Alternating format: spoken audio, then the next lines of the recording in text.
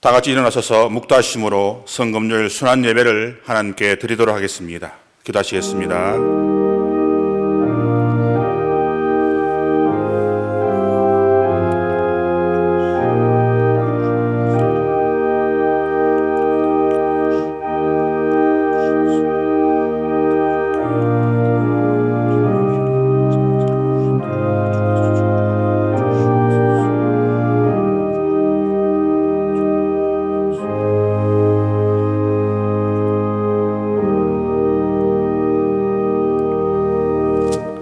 찬송가 33장을 다 함께 찬양하시겠습니다.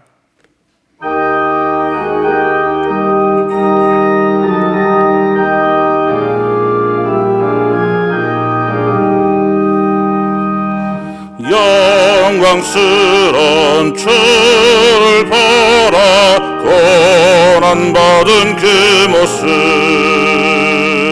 승리하고 오실 때에 만민 경배하리라.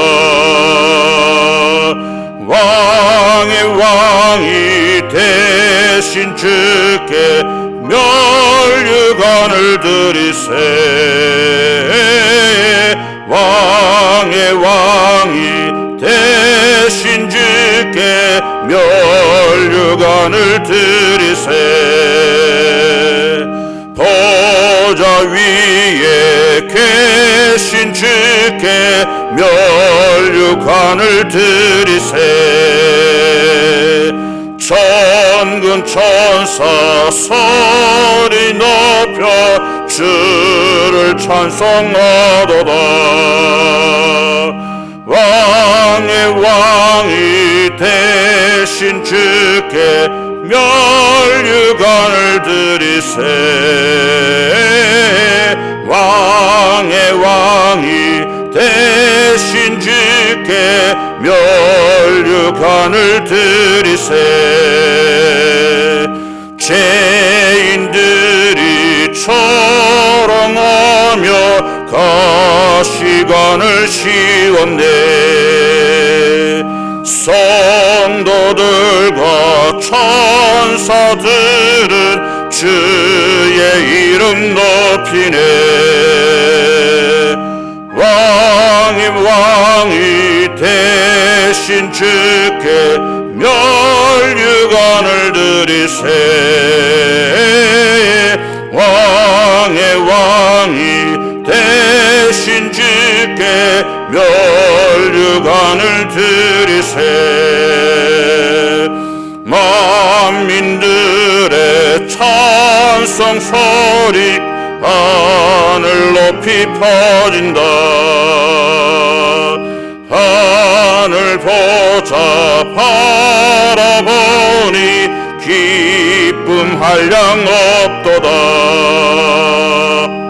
왕의 왕이 되신 주께 멸류관을 드리세. 왕의 왕이 되신 주께 멸류관을 드리세.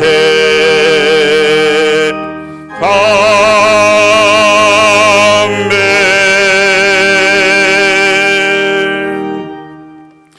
교동문 131번 고난주간 2번을 교독하도록 하겠습니다.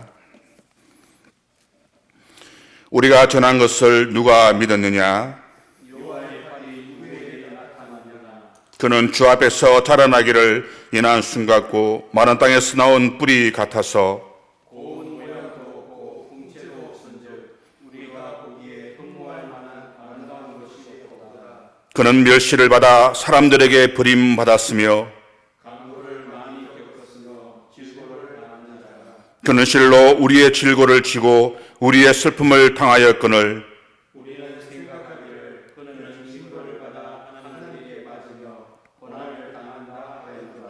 그가 찔림은 우리의 허물 때문이요 그가 상함은 우리의 죄악 때문이다.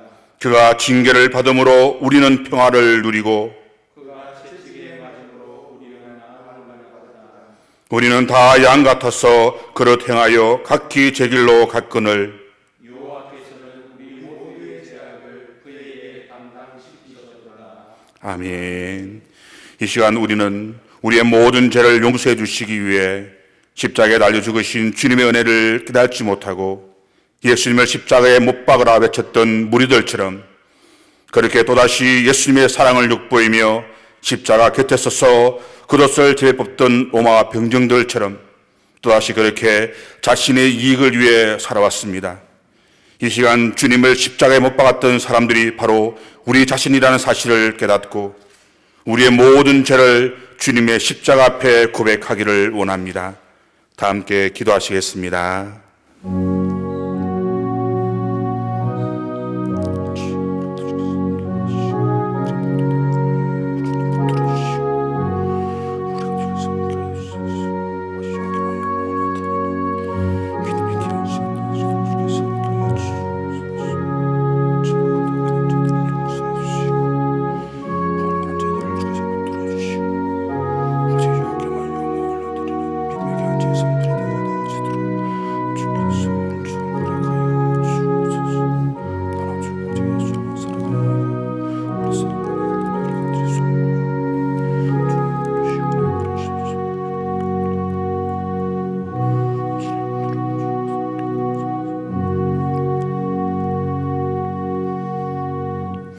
그가 내 모든 죄악을 사하시며 내 모든 병을 고치시며 내 생명을 파멸해서 속량하시고 인자와 긍휼로 간을 씌우시며 좋은 곳으로 내 소원을 만족하게 하사 내 청춘을 독수리같이 새롭게 하시는도다.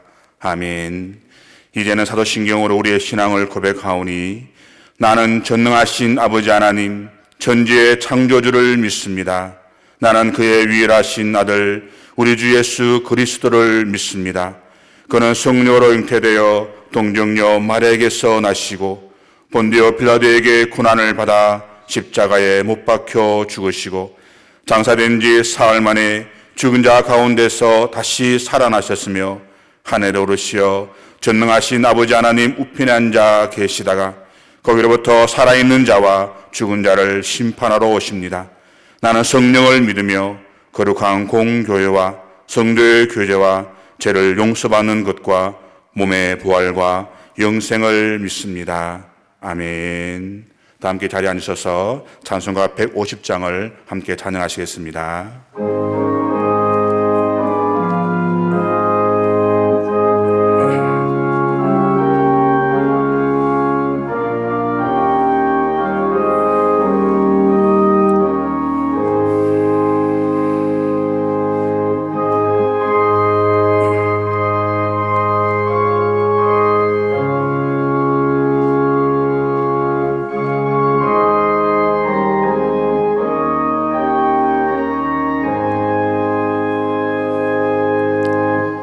갈보리 산 위에 십자가 섰으니 주가 고난을 당한 표라. 험한 십자가를 내가 사랑함은 주가 보혈을 흘림이라. 최후 승리를 얻기까지 주의 십자가 사랑하리.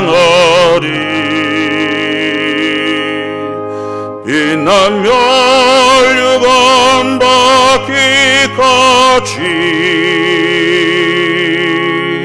험한 십자가 붙들겠네. 멸시천대 받은 주의 십자가에 나의 마음이 끌리도다.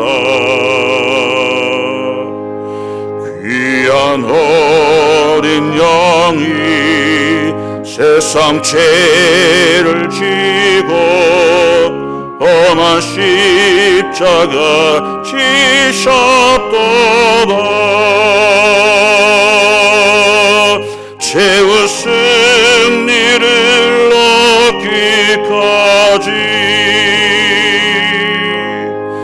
주의 십자가 사랑하리.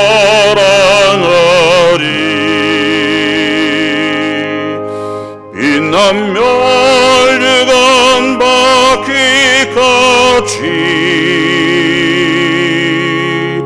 험한 십자가 붙들겠네. 험한 십자가에 주가 흘린 피를 믿는 마음으로 바라보니 나를 용서하고 내 죄 사시려 주가 흘리신 화혈이라.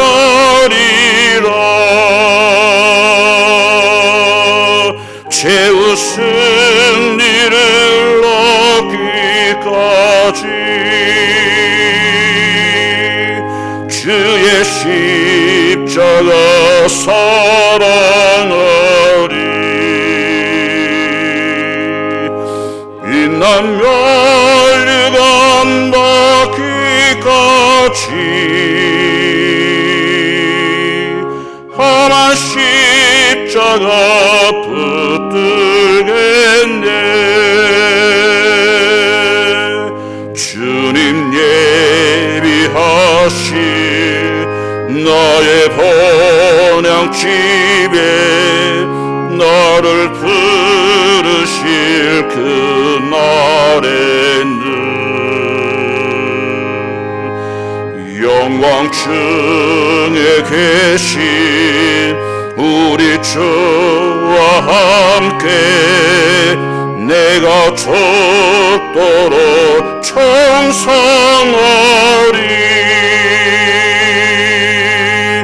최후 승리를 얻기까지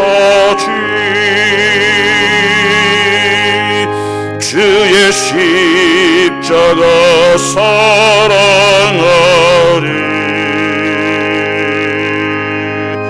빛난 멸류관 받기까지 험한 십자가 붙들겠네.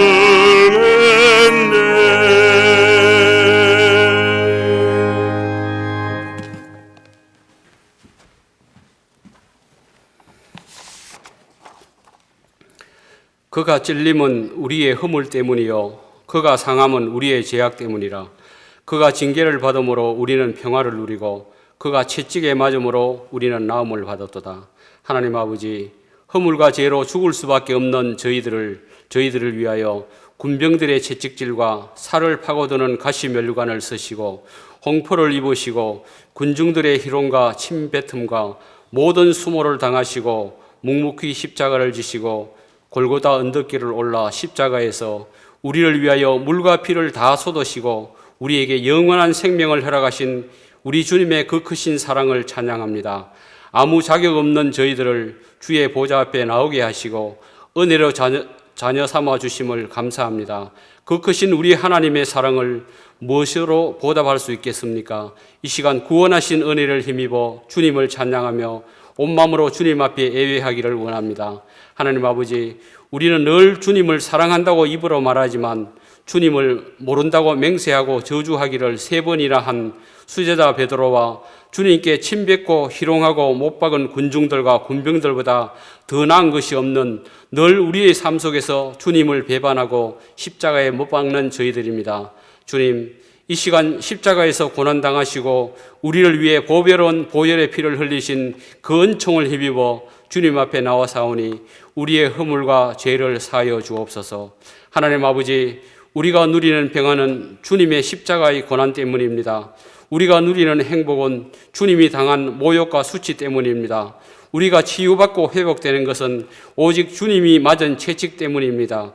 율법이 육신으로 말미암아 연약하여 할 수 없는 그것을 하나님께서 자기 아들을 육신의 모양으로 보내어 육신의 죄를 정하사 우리가 육신을 따르지 않고 그 영을 따라 행하는 우리에게 율법의 요구가 이루어지게 하심으로 우리를 의롭다 하시고 죄 없다 인정하시고 그 아들의 형상을 본받게 하기 위하여 많은 형제 중에 맏아들이 되게 하시고 또 정하신 그들을 부르시고 의롭다 하시고 영화롭게 하셨으니 누가 우리를 대적하며 정죄하리요. 아들까지 아끼지 아니하시고 우리를 위하여 모든 것을 내어주신 하나님께서 예수님과 함께 우리에게 모든 것을 주시는 이심을 확실히 믿는 저희들 되게 하옵소서.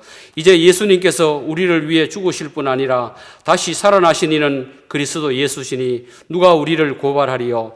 환난이나 공고나 박해나 기근이나 적신이나 위협이나 칼 그 어떤 것도 그리스도의 사랑에서 끊을 수 없음을 믿고 확신함에 거하는 저희들 되게 하옵소서. 하나님 아버지, 지금 우리가 코로나19 바이러스로 인하여 이 나라와 온 세계가 당하는 환난과 공고와 두려움과 그 어떤 어려움은 또 우리를 그리스도 예수 안에 있는 하나님의 사랑에서 끊을 수 없음을 고백합니다. 모든 일에 우리를 사랑하시는 이로 말미암아 우리가 넉넉히 이기고도 남음이 있는 저희들 모두가 되게 하옵소서. 세상에는 우연한 것이라고는 아무것도 없습니다. 성경에 한 아사리온에 팔리는 참새도 하나님께서 허락하지 않으시면 그 하나도 땅에 떨어지지 않은 같이 이 환난이 결코 우연한 것이 아니라 하나님의 섭리 안에 있는 것임을 깨달아 우리가 하나님 앞에 깨어있는 자들이 되게 하시고 주님을 닮아가는 믿음의 사람들로 세우시고 하나님께서 주시는 마음을 회복하는 믿음의 백성들로 세워지는 거룩한 시간들이 되게 하옵소서. 우리가 살고 있는 이 시대는 소돔과 고모라 시대보다 더 악한 시대입니다. 믿음의 우리들은 코로나19 바이러스보다 영적인 전염병이 우리의 영혼을 죽이고 악한 영들이 우리 마음을 지배하는 것에 더욱 민감한 저희들로 세워지도록 은혜를 베풀어 주옵소서. 하나님 아버지, 이 시간 주의 사자 말씀의 단에 세웠습니다. 성령께서 은혜 주셔서 능력 있게 주의 말씀을 전하게 하옵소서. 전하시는 말씀을 통하여 사망 권세 이기시고 부활하신 주님의 능력이 나타나게 하시고 환난 중에 있는 모든 성도들이 말씀의 능력에 힘입어 새롭게 되는 역사가 있게 하옵소서. 어른 중에서도 예비를 위하여 섬기는 충성된 믿음의 일꾼들에게 은혜를 베풀어 주옵소서. 이 시간 드리는 예배가 온전히 주님 홀로 영광 받으시기를 원하고 무덤에서 사망 권세 이기시고 생명의 부활로 우리에게 소망을 주신 예수 그리스도의 이름으로 기도하옵나이다. 아멘.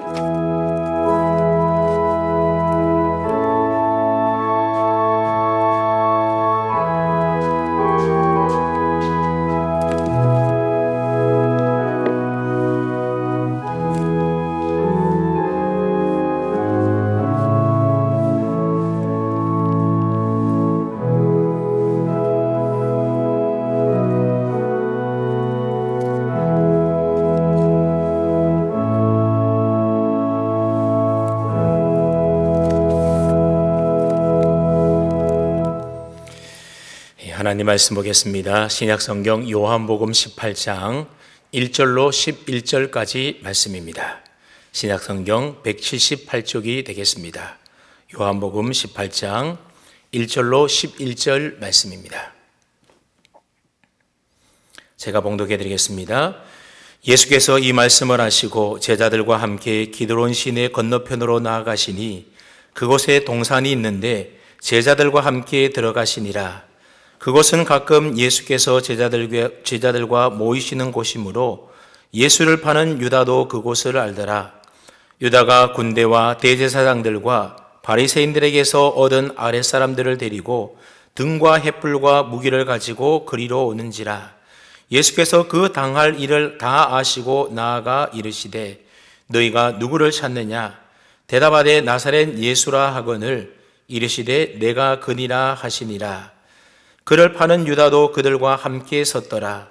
예수께서 그들에게 내가 그니라 하실 때에 그들이 물러가서 땅에 엎드러지는지라. 이에 다시 누구를 찾느냐고 물으신데 그들이 말하되 나사렛 예수라 하거늘 예수께서 대답하시되 너희에게 내가 그니라 하였으니 나를 찾거든 이 사람들이 가는 것은 용납하라 하시니 이런 아버지께서 내게 주신 자 중에서 하나도 잃지 아니하여 싸움나이다 하신 말씀을 응하게 하려 함이러라. 이에 시몬 베드로가 칼을 가졌는데 그것을 빼어 대제사장의 종을 쳐서 오른편 귀를 베어버리니 그 종의 이름은 말고라.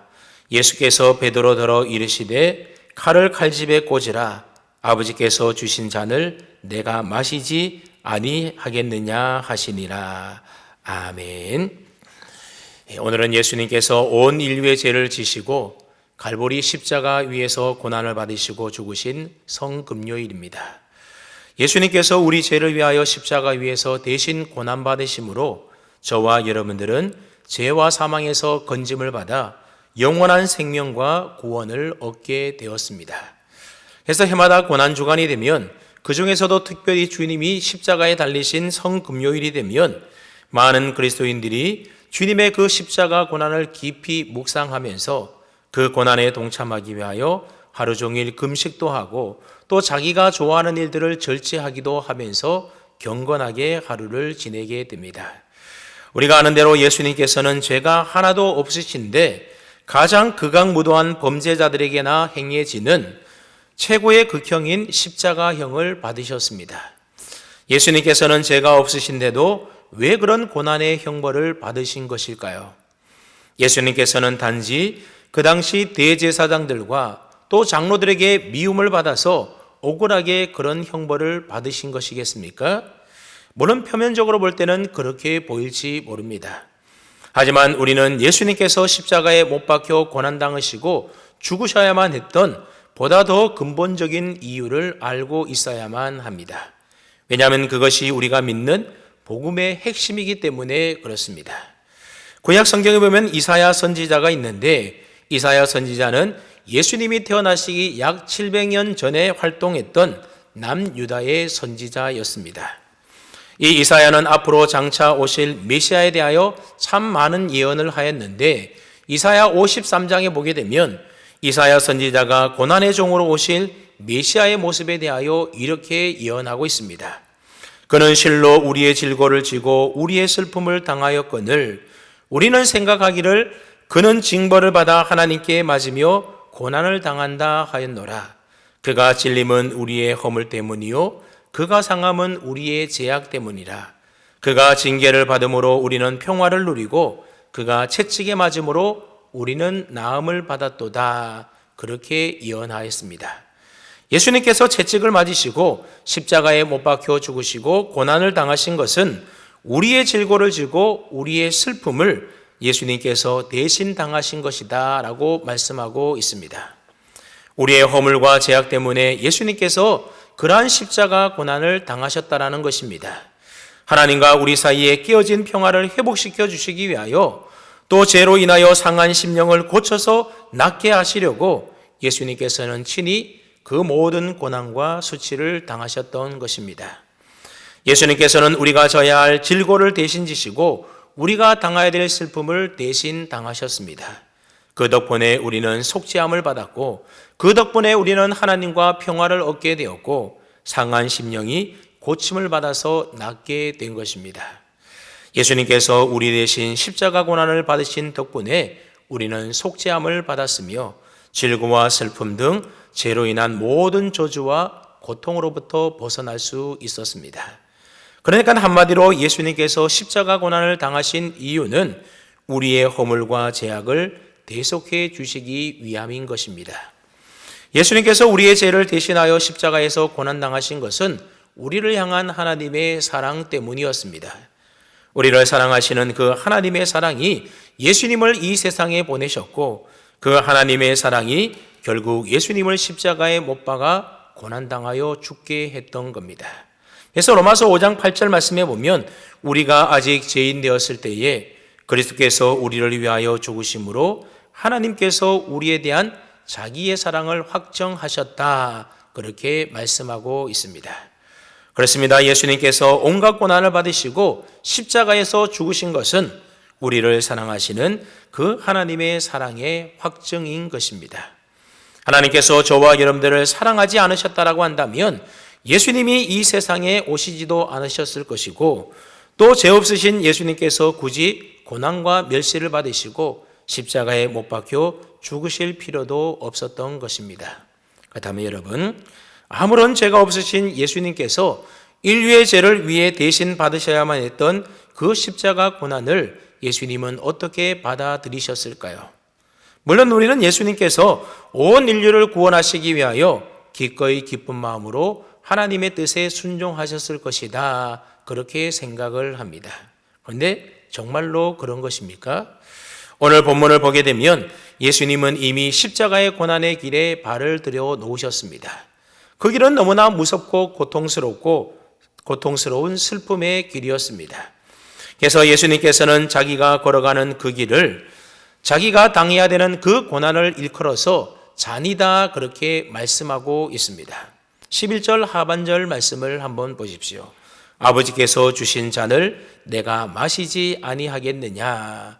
예수님께서 걸어가신 십자가 고난의 길은 하나님께서 예수님에게 주신 잔이라고 하는 겁니다. 성경에 보면 이 잔이라고 하는 것이 주로 고난의 잔이라든지 또는 슬픔의 잔이나 또는 저주의 잔을 상징하는 경우들이 많이 있습니다. 그래서 예레미야 애가 3장 19절 말씀에 보면 이런 말씀이 있습니다. 내 고초와 재난 곧 쑥과 담즙을 기억하옵소서. 여러분 혹시 쑥을 즙을 내어서 마셔본 적이 있으십니까? 아마 마셔보시지 않으셨더라도 쑥을 즙을 내서 마시면 어떤 맛이 나겠습니까? 엄청 쓴맛이 날 것입니다. 여러분 또 담즙은 어떤 맛이 납니까? 담즙 또한 아주 쓴맛이 납니다. 그래서 세상에서 고난과 슬픔을 당하여 쓴맛 나는 인생을 쑥과 담즙으로 그렇게 표현하기도 하는 겁니다. 그러니 쓰디 쓴 쑥즙과 담즙을 담은 잔은 고통의 잔이요, 저주의 잔이요, 슬픔의 잔인 것입니다. 예수님께서는 자신이 져야 할 십자가를 하나님께서 주신 마셔야 할 고난의 잔으로 보고 계신 것입니다. 예수님께서는 하나님이 주신 고난의 잔을 마시기 전에 마지막으로 꼭 해야 할 일이 하나 있었는데 그것은 바로 기도하는 일이었습니다. 그러니까 예수님께서 받으셔야 될 이 고난의 잔은 기도로 준비하지 않으면 마실 수 없는 고통과 저주의 잔이었던 겁니다. 그래서 예수님은 겟세마네 동산에 가셔서 기도하셨습니다. 오늘 본문에는 이 기도가 기록되어 있지 않지만 다른 세 복음서, 공간 복음서에 보게 되면 예수님께서는 겟세마네 동산에서 어떻게 기도하셨는지가 잘 기록되어 있습니다. 누가복음 22장 42절 이하의 말씀에 보게 되면 예수님께서는 3번이나 엎드려서 이렇게 기도하셨습니다. 아버지여, 만일 아버지의 뜻이거든 이 잔을 내게서 옮기시옵소서. 그러나 내 원대로 마시옵고 아버지의 원대로 되기를 원하나이다. 그리고 예수님께서는 힘쓰고 애써 더욱 간절히 기도하시되 땀방울이 핏방울이 되어 땅에 떨어졌다, 성경은 기록하고 있습니다. 여러분 얼마나 애쓰고 힘써 간절히 기도하셨으면 땀방울에 피가 섞여 나왔겠습니까? 얼마나 그 속이 탔으면, 얼마나 진액을 쏟아서 하나님께 부르짖었으면 그렇게 되었겠습니까? 우리가 지금까지 많이 기도를 해보았지만 땀방울이 피가 되도록 힘쓰고 애써 기도한 사람은 아마 우리 중에 아무도 없을 겁니다. 이처럼 십자가의 고통의 잔은 예수님께로서는 도무지 감당하기 힘든 매우 쓴 잔이었던 겁니다. 네, 여러분, 여기서 우리가 한 가지 분명하게 알고 넘어가야 할 사실이 있습니다. 그것은 대부분의 사람들이 예수님도 완전한 인성을 갖고 계신 연약한 인간이셨기 때문에 십자가의 극심한 고통과 죽음을 피하고 싶었던 것이다, 그렇게 생각한다라는 겁니다. 하지만 여러분, 그렇지가 않습니다. 예수님은 십자가의 고통이 두렵고 십자가에서 죽는 것이 무서워서 그 고난의 잔을 하나님께 옮겨달라고 기도한 것이 결코 아닙니다. 이것은 초대교회 성도들의 모습만 봐도 알 수가 있습니다. 여러분, 초대교회 성도들은 로마의 박해로 인하여 수많은 사람들이 순교를 당하지 않습니까? 기둥에 묶여서 화형을 당하기도 하고, 때로는 사자들에게 물어뜯겨 죽임을 당하기도 하고, 또 톱질을 당해 순교하기도 했습니다. 그런데 그때 순교자들이 죽음을 두려워했습니까? 그렇지가 않습니다. 그들은 믿음으로 굳게 서서 천국에 대한 소망으로 마지막 죽는 그 순간까지도 찬송을 하면서 최후를 맞이했던 것입니다. 여러분, 순교자들도 이렇게 의연하게 죽음을 맞이했는데 하물며 하나님의 아들이신 예수 그리스도께서 고통과 죽음이 두려워서 아버지께서 주신 잔을 내게서 지나가게 해달라고 그것도 땀방울이 핏방울이 될 때까지 그렇게 기도했겠습니까? 그건 말이 되지 않습니다. 그 다음에 예수님께서는 왜 아버지께서 주신 잔을 내게서 옮겨달라고 기도하신 것입니까? 그것은 예수님께서 십자가 고난을 받으셔야 했던 이유를 생각해 보면 잘 알 수가 있습니다. 우리가 잊지 말아야 할 점은 예수님께서는 자기 죄 때문에 십자가에서 고난당하시고 죽으신 것이 결코 아니라고 하는 사실입니다. 예수님은 아무런 죄가 없으셨지만 죄인된 우리들의 죄를 대속해 주시기 위하여 대신 십자가에서 고난당하시고 죽으셨던 것입니다. 그래서 죄 없으신 예수님이 인간의 모든 죄를 대신 뒤집어 쓰시고 하나님께 반역한 죄인이 되어서 하나님의 진노의 심판을 당한 것은 예수님에게 있어서는 어쩌면 죽음보다도 더 두렵고 어려운 일이었던 겁니다. 하나님은 사랑의 하나님이시지만 동시에 의로우신 공의의 하나님이시기 때문에 죄를 미워하시고 죄에 대해서는 진노하셔서 반드시 그 죄에 대해서는 심판하시는 분이십니다. 그런 하나님 앞에 죄 없으신 예수님께서 인간이 하나님을 반역하여 지은 온갖 죄를 전부 다 짊어지시고 하나님의 진노의 심판을 받는 것이었기 때문에 예수님은 그토록 기도하셨던 것입니다. 또한 예수님이 그토록 기도하셨던 것은 우리를 대신하여 담당하신 죄로 인하여서 하나님 아버지로부터 철저하게 외면당하시고 버림받아 하나님과 철저하게 단절되었기 때문입니다. 우리 예수님은 영원 전부터 성부 하나님과 항상 동행하셨고 언제나 하나이셨습니다. 그런 예수님께서 십자가에 달리실 때는 하나님 아버지로부터 철저하게 외면당하시고 하나님으로부터 단절되어 버림당한 자가 된다라고 하는 우리가 상상할 수 없는 영적인 고민과 고통이 예수님에게 있으셨던 겁니다. 그러기에 예수님의 겟세마네 기도는 십자가의 고통 때문에 괴로워하면서 나 대신 다른 사람에게 이 십자가를 지게 해 주셨으면 좋겠다라고 하는 그런 이기적인 기도가 아니었던 겁니다. 죄에 대한 하나님의 심판은 너무나도 엄중한 것이었고 온 인류의 죄를 담당해야 되는 그 잔의 무게가 너무나도 무거웠기 때문에 하실 수만 있다면 십자가의 고난의 잔이 아닌 다른 잔으로 죄를 대속할 수 있게 해달라고 예수님은 기도했던 것입니다. 하지만 그 고난의 잔을 마시는 것 외에는 다른 방법이 없음을 잘 아셨기 때문에 예수님께서는 내 뜻대로 마시고 아버지의 원대로 되기를 원합니다. 그렇게 기도하시면서 그 쓴 고난의 잔을 마셨던 것입니다. 그래서 오늘 이 시간에는 예수님께서 겟세마네 동산 기도 후에 그 고난의 잔을 어떻게 마셨는지에 대해서 우리가 함께 살펴보도록 하겠습니다. 그 다음 여러분, 예수님께서는 하나님 아버지께서 주신 그 고난의 잔을 마시되 어떻게 마셨습니까? 첫째로 예수님은 고난의 잔을 기꺼이 마셨습니다. 이 기꺼이라고 하는 말은 기쁨으로 마셨다 또는 자원해서 마셨다라는 뜻의 말입니다. 우리 함께 2절 말씀을 함께 읽어보겠습니다. 2절입니다. 시작. 그곳은 가끔 예수께서 제자들과 모이시는 곳이므로 예수를 파는 유다도 그곳을 알더라. 예수님은 이미 가룟 유다가 자신을 배신하고 대제사장과 꾸민 흉계를 행동으로 옮기고 있다는 사실을 다 알고 계셨습니다. 만일 예수님께서 십자가의 고난과 죽음을 피하기를 원하셨다라고 하면 굳이 가룟 유다가 뻔히 다 알고 있는 겟세마네 동산으로 기도하러 가시지 않았을 것입니다. 그럼에도 불구하고 예수님은 겟세마네 동산에 기도하러 가셨습니다. 고난의 잔을 마실 모든 준비를 하고서는 가룟 유다를 기다리고 계셨던 겁니다. 그리고 곧 가룟 유다가 군대와 대제사장들과 바리새인들의 아랫사람들을 데리고 그곳으로 옵니다. 4절 말씀에 보면 그때 예수님은 이미 그 당할 일을 다 알고 계셨다라고 말씀합니다. 그런데도 예수님은 자기를 잡으러 온 사람들 앞에 나아가서 너희가 누구를 찾느냐 그렇게 묻습니다.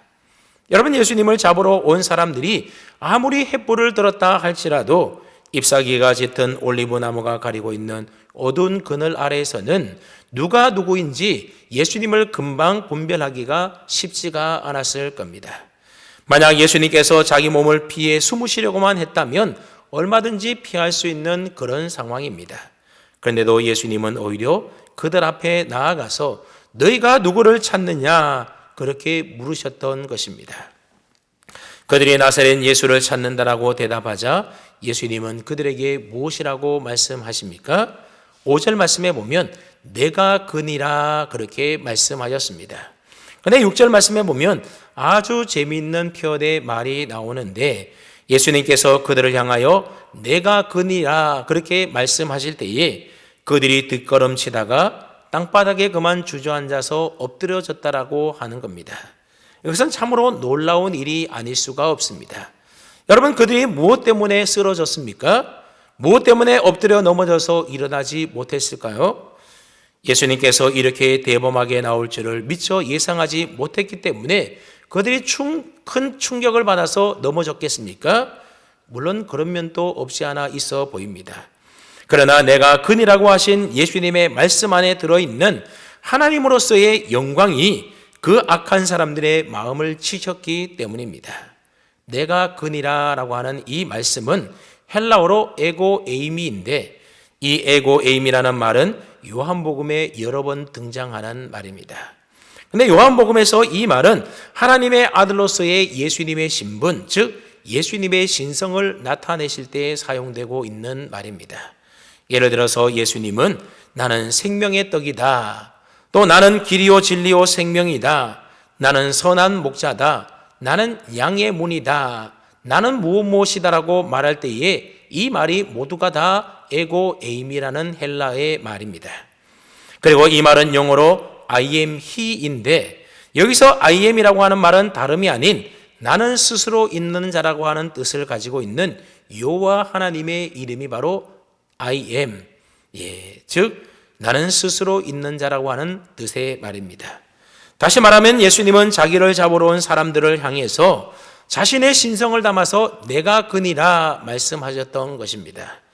그러니까 예수님은 내가 그니라는 그 말씀 속에 예수님의 신성을 담아서 자신을 증거하셨던 것입니다. 그러자 이 말을 듣는 순간 그 악한 자들의 마음에 하나님의 영광의 빛이 그들에게 환하게 비쳐서 무의식 중에 뒷걸음치다가 그들이 엎드러져 넘어지게 된 것입니다. 여러분, 만일 예수님께서 십자가의 죽음을 피하기를 원하셨다라고 한다면 내가 그니라라는 이 말 한마디에 쓰러지는 그런 사람들을 처리하지 못했겠습니까? 예수님의 말씀대로 하늘에 있는 12군단이나 더 되는 천사들을 불러서 그 원수들을 쫓아버리지 못했겠습니까? 마음만 먹으셨다면 고난의 십자가의 죽음을 왜 피할 수 없었겠습니까? 그러나 예수님은 그렇게 다 하실 수 있음에도 불구하고 하나님 아버지께 주신 그 고난의 잔을 기꺼이 스스로 마셨던 것입니다. 왜냐하면 우리를 사랑하시는 그 사랑의 마음이 너무나도 뜨거웠기 때문에 우리를 살리기 위하여 예수님은 자기의 생명을 기꺼이 아낌없이 내어놓으셨던 것입니다. 우리를 살리기 위하여 저주와 심판과 고난의 잔을 한 방울도 남기지 아니하시고 기꺼이 다 마셨던 것입니다.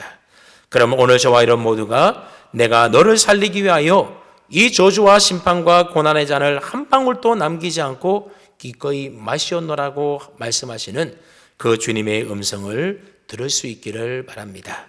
둘째로 예수님은 고난의 잔을 홀로 마셨습니다. 우리 함께 8절 말씀을 다 함께 읽어봅니다. 8절입니다. 시작.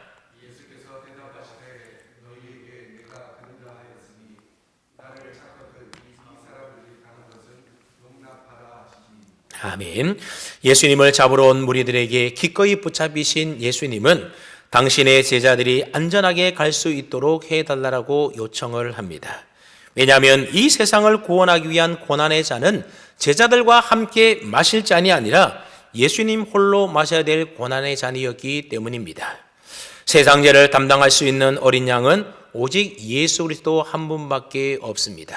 그래서 성경은 예수님을 일컬어서 하나님의 독생자다 말씀하고 있습니다.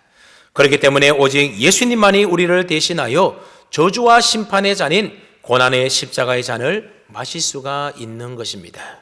그 잔은 아무도 나누어 마실 수 없는 예수님 홀로 마셔야 되는 고난의 잔이셨습니다. 그런데 베드로는 주님이 마셔야 할 그 잔을 자기도 나누어 마실 수 있을 것이라 생각했던 것 같습니다. 그래서 누가복음 22장 33절 말씀해 보면 겟세마네 동산에 기도하러 가시기 바로 직전에 예수님께서 십자가에 죽으실 것에 대하여 말씀하시자 베드로는 대뜸 예수님을 향하여 이런 말을 했습니다. 주여, 내가 주와 함께 오게도 죽는데도 가기를 각오하였나이다. 쉽게 말해서 내가 그래도 예수님의 수제자인데 어떻게 예수님 혼자 그 잔을 마시도록 내버려 두겠습니까? 나도 따라가서 주님이 마시는 그 잔을 저도 같이 마시겠습니다. 그렇게 말했던 겁니다. 아마 베드로는 자기도 그 잔을 나누어 마실 수 있으리라 생각했던 것 같습니다. 그러나 그때 예수님께서는 오늘 닭 울기 전에 내가 3번 나를 모른다고 부인하리라 말씀하셨습니다. 그런데 오늘 본문에 보면 예수님께서 군병들의 손에 붙잡히시자 베드로가 칼을 뽑아들고 휘둘러 대었습니다. 베드로는 칼을 쓰는 훈련이 전혀 안 되어 있는 사람인지라 그만 대제사장의 종이었던 말고의 길을 베어버리고 말았습니다. 여러분, 베드로가 칼을 잘 쓰지 못하면서도 왜 이토록 서툰 짓을 한 이유가 무엇이겠습니까? 예수님이 잡혀가시지 못하도록 뭔가 자신이 한 몫을 해야겠다라는 생각에 충동적으로 칼을 휘둘렀던 것입니다. 하지만 예수님은 그런 베드로의 모습을 보시고 크게 나무라셨습니다. 칼을 칼집에 꽂으라. 아버지께서 주신 잔을 내가 마시지 아니하겠느냐. 그리고 예수님은 순순히 군병들의 손에 잡히셨습니다. 그러자 그 모습을 본 제자들은 전부 다 도망쳐 버립니다. 물론 베드로도 도망쳐 달아났습니다. 그러나 베드로는 아무래도 예수님에게 호언장담하며 했던 말도 잊곤 해서 의리상 다시금 발길을 돌립니다. 그리고 붙잡혀 끌려가시는 예수님의 뒤를 멀찌감치 따라갑니다. 그 후에 어떻게 됩니까? 베드로는 자신을 알아보는 대제사장의 종들 앞에서 예수님을 모른다라고 3번씩이나 부인하지 않습니까? 그리고 마지막에는 얼마나 다급했던지 맹세하고 저주까지 해가면서 예수님을 부인했습니다. 여러분, 베드로의 이러한 모습을 통하여 우리가 알 수 있는 사실이 무엇입니까? 예수님의 잔은 아무도 나누어 함께 마실 수가 없다라는 겁니다. 베드로의 가슴에 주님을 향한 사랑이 없었던 것이 아닙니다. 그리고 주님의 잔을 함께 마시겠다라고 하는 그러한 의도도 없었던 것이 아닙니다. 그는 위험도 무릅쓰고 예수님이 고난당하시는 그 옆자리까지 다가갔던 겁니다. 그러나 그는 그 잔을 함께 마실 수가 없었습니다. 그 고난의 잔은 오직 예수님만이 마시고 감당해야 되는 저주의 잔이요, 심판의 잔이요, 형벌의 잔이었기 때문에 그렇습니다. 그렇기 때문에 오직 예수님만이 유일하신 우리의 구원자가 되시는 것입니다. 그러면 여러분, 예수님은 오늘 우리에게 마치 이렇게 말씀하시는 것 같습니다. 이 잔은 나 혼자 마셔야 해. 너가 거두려고 하지 않아도 돼. 너의 죄가 용서받을 수만 있다면 나는 이 잔을 혼자 마시는 것으로 충분히 만족해. 사랑하는 성도 여러분, 내가 지은 죄를 용서받게 하시기 위해서 우리 주님이 홀로 이 고난의 잔을 다 마신 줄로 믿으시기를 바랍니다. 3번째로 예수님은 고난의 잔을 억울함에도 기꺼이 마셨다라고 하는 겁니다. 예수님은 한밤중에 안나스라고 하는 면직당한 전직 대제사장의 집으로 끌려가셨습니다. 안나스는 로마 정부의 아부를 해서 돈을 주고 대제사장직을 샀던 매국노와도 같은 사람이었습니다. 그는 9년 동안 대제사장 행세를 하며 자기 아들 넷도 대제사장으로 만들었고 또 자기 사위도 대제사장으로 만들었습니다. 뿐만 아니라 사람들에게 예루살렘 성전에서 장사를 하게끔 해주고서는 그 모든 이윤을 빼돌린 장군이 바로 안나스였습니다. 그런데 어쩌다가 로마 황제의 눈밖에 나서 그만 대제사장직에서 면직을 당하게 됩니다. 안나스는 자신이 면직된 대제사장임에도 불구하고 예수님을 체포해서는 자기 집으로 끌고 오게 했던 겁니다. 그렇게 할 권리도 없는 사람이, 그것도 한밤중에 어떤 사람을 체포하고 신문하는 것은 당시 유대법에 의하면 있을 수 없는 불법 청문회와도 같은 것이었습니다. 예수님은 그 청문회의 불법성에 대하여 너무나도 잘 알고 계셨기 때문에 한마디도 말씀하지 않으셨던 겁니다. 그래서 안나스는 어쩔 수 없이 예수님을 자기 사위되는 현직 대제사장 가야바에게로 보내게 됩니다. 예수님이 끌려오시자 아직 새벽녘이었지만 가야바는 사내들인 공의회를 정식으로 소집시켰습니다. 이것은 합법적으로 재판을 열었다라는 겁니다. 그런데 유대 법전에 의하면 재판은 해가 뜨고 나서 열어야 되고 해가 지기 전 낮 시간에만 재판을 할 수 있도록 법으로 되어 있었습니다. 그렇기 때문에 예수님을 신문하기 위하여 새벽녘에 소집했던 이 가야바의 재판 또한 바로 불법이었다라고 하는 겁니다. 그때 그들은 예수님을 죽이려고 거짓 증거를 찾기 시작합니다. 하지만 많은 거짓 증인들이 왔으나 그들의 말이 다 서로 달라서 증거를 얻지 못했습니다. 이렇게 되자 분위기 전체가 예수님의 무혐의로 점점 기울어져 가고 있었습니다. 그러자 갑자기 위기에 처한 가야바는 내가 너로 살아계신 하나님께 맹세하더니 내가 하나님의 아들 그리스도인지 우리에게 말하라고 예수님에게 유도신문을 하게 됩니다. 즉 재판장이 유도신문을 하고 있는 겁니다. 하지만 어느 재판이든지 혐의를 받고 있는 당사자의 입에서 나오는 말을 가지고는 재판이 성립되지 않는 겁니다. 분명한 증거가 있어야만 합니다. 만약 억지로 증거를 만들려고 유도신문을 하는 것은 공정한 재판에 위배가 되는 파렴치한 행동인 것입니다. 아무튼 예수님께서 받으신 가야바의 유도신문은 진리에 대한 도전의 문제였던 겁니다. 예수님은 그 질문에 대답하면 자기가 어떻게 될 것인지에 대해서 뻔히 다 아시면서도 너가 말하였느니라 그렇게 분명하게 대답하셨습니다. 그자 대제사장은 더 이상 무슨 증거가 필요하냐면서 옷을 찢고 난리법석을 떨면서 신성모독으로 예수님에게 사형 선고를 내렸고 그 자리에서 예수님을 집단 폭행하였습니다. 이처럼 하나에서부터 10까지 모든 것이 다 불법이었던 겁니다. 밤에 재판한 것도 불법이었고 약식으로 처리한 것도 불법이었고 증인도 없으면서 유도신문을 통하여 판결을 내린 것도 불법이요 또 집단 폭행을 가한 것도 불법이었던 겁니다. 그러나 주님은 이 모든 억울함에도 불구하고 묵묵히 그 잔을 마셨습니다. 아무런 변명 한마디 없이 항의하는 몸짓 하나 없이 그 고난의 잔을 기꺼이 마셨던 겁니다. 오늘도 주님은 우리에게 이렇게 말씀하시는 것 같습니다. 억울해도 괜찮아. 너희가 하나님 나라에서 구원의 은총을 마음껏 누릴 수만 있게 된다고 한다면 나는 얼마든지 참을 수 있어. 그렇습니다. 주님은 내가 당할 억울함을 대신 다 담당해 주셨습니다. 사랑하는 성도 여러분, 예수님은 우리 손에 있던 죽음과 진노의 잔을 빼앗아 자신이 마시고 우리에게는 영생의 잔과 축복의 잔을 들려주셨습니다. 주님은 우리를 죄와 사망에서 구원하시기 위해 그 죽음의 잔을 억울함에도 불구하고 기꺼이 홀로 마셨던 것입니다.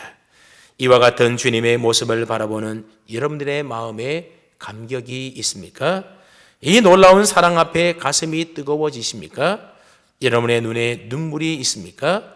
하나님의 아들이 내가 마셔야 될 그 쓴 잔을 나 대신 마셔주셨다라고 하는 이 놀라운 사실 앞에 여러분들은 얼마나 감사하고 계십니까? 그러면 오늘 성금요일을 보내면서 나를 구원하고자 하나님의 아들이신 예수 그리스도께서 지독하게 쓴 고난의 잔을 홀로 기꺼이 억울함에도 마셔주신 그 크신 은혜와 사랑을 다시 한번 깊이 묵상할 수 있기를 바랍니다. 그리고 이제부터 어떻게 하면 내 남은 생애를 통해 주님의 그 은혜에 조금이라도 보답하며 살 수 있을까? 어떻게 하면 주님께 기쁨이 되는 삶을 살 수 있을까를 깊이 고민해 볼 수 있기를 바랍니다.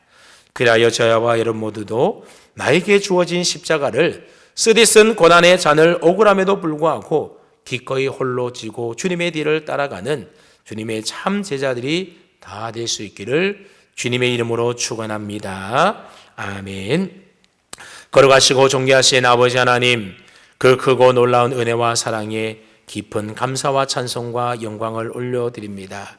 전의 죄와 허물로 인하여 영원한 저주와 심판과 멸망을 받아야 될 저희들을 위하여 예수님께서 저주와 심판과 고난의 잔을 기꺼이 홀로 억울함에도 불구하고 마셔주심으로 우리의 죄를 사하시고 용서하시고 영원한 하나님 나라 백성 삼아주시리 진심으로 감사를 드립니다.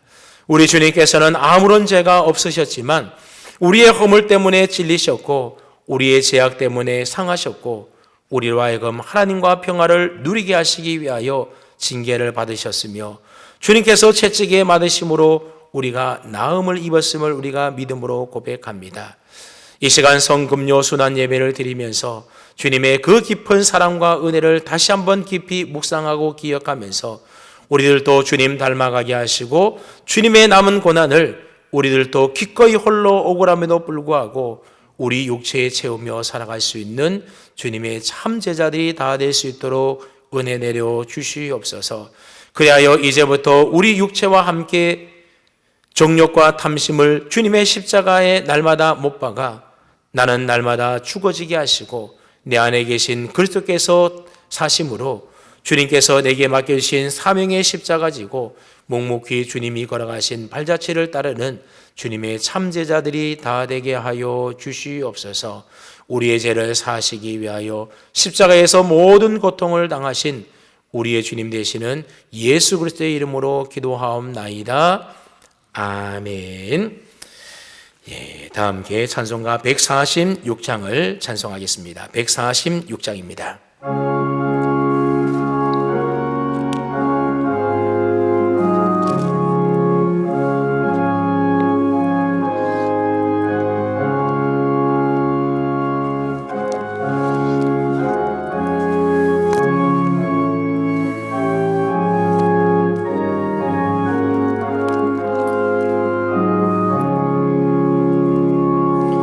저 멀리 푸른 언덕에 그 십자가 위에 주 예수 나를 위하여 못 박히셨도다. 그 주의 사랑이 날 구원하시니 그 사랑 나도 본받아 주 위에 힘쓰리. 그 흉한 십자가에서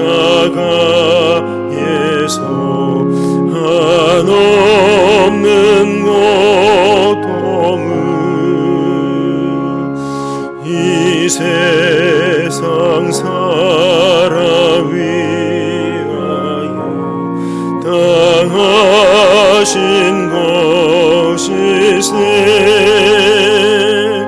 그 귀한 주의 사랑이 날 구원하시니 그 사랑 나도 본받아 주 위에 힘쓰리. 그 흘린 몸에 비로소 날 속량했으니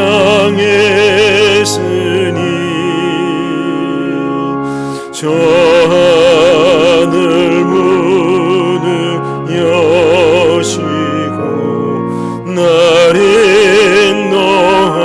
인도하시니 그 귀한 주의 사랑이 날 구원하시니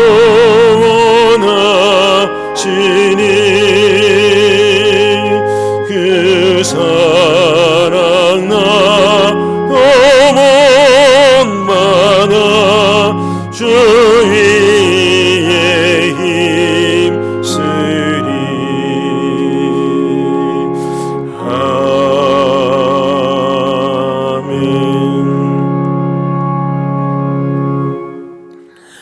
우리 주님 예수 그리스도의 은혜와 하나님 아버지의 한결같으시고 변함없으신 사랑하심과 보혜사 성령님의 교통하심이 우리의 모든 불의와 죄악과 심판으로부터 건지시고 구원하시기 위하여 저주의 잔, 심판의 잔, 고난의 잔을 기꺼이 홀로 억울함에도 마셔주신 우리 주님의 그 크신 은혜와 사랑을 깊이 묵상하며 이제부터 나도 나에게 주어진 고난의 잔을 기꺼이 홀로 억울해도 마시기를 결단하는 예배하는 모든 성도님들 위에와 성도님들의 가정과 자녀와 생업 위에 이제로부터 영원토록 함께하옵시기를 간절히 축원하옵나이다.